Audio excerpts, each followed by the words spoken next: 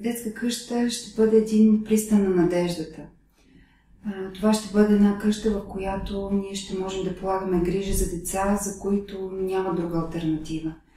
Това са деца, които са новородени и които още в родилното отделение техните родители решават, че няма да могат да се справят със своята роля на родители.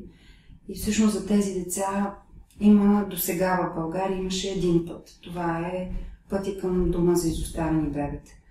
Всъщност нашата детска къща ще даде една много по-добра алтернатива за такива деца, а именно те да бъдат под грижата на специалисти, на приемно семейство в нашата къща. Какво означава това за българските деца? Това означава, че в първите месеци от техния живот те ще получават индивидуална грижа и любов.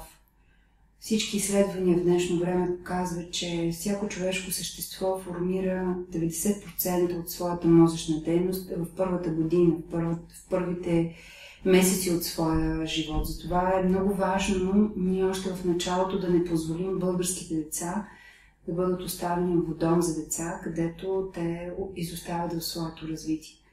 Какво му трябва на едно дете?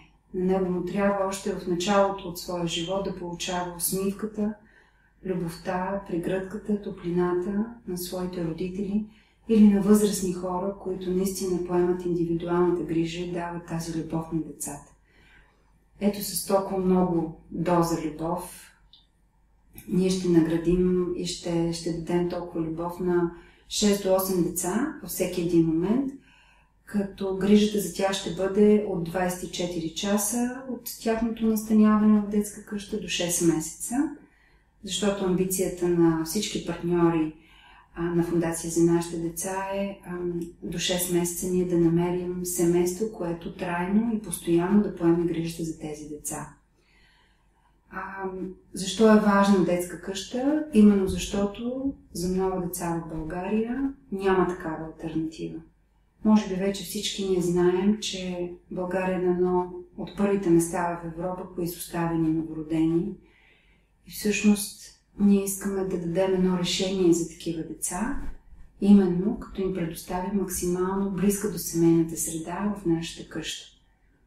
Но както всички знаем, за всяка една добра инициатива не е достатъчна енергията и готовността само на една организация като Фондация за нашите деца. Тя не може да стане реалност, ако нямаме нашите партньори. Първи ни подадаха ръка екипът на Столична община и най-вече кмета на община София, госпожа Фандъкова. Обърнаха се към нас за подкрепа, за което сме много щастливи и много компании, защото без социално отговорните компании смятаме, че може би нищо не можем да променим в България. И за наша огромна радост много граждани се обърнаха с готовност към нашата фондация в момента, в който вече имаме възможност да украсим детските стаи, да създадем градинката като приятно място за игра на дечицата, те да ни помогнат. Така че за мен, като директор на Фондация за нашите деца, това е най-голямата награда, че всички ние осъзнаваме, че това е най-доброто решение, докато намерим сигурна и постоянна семейна среда за много изоставени деца.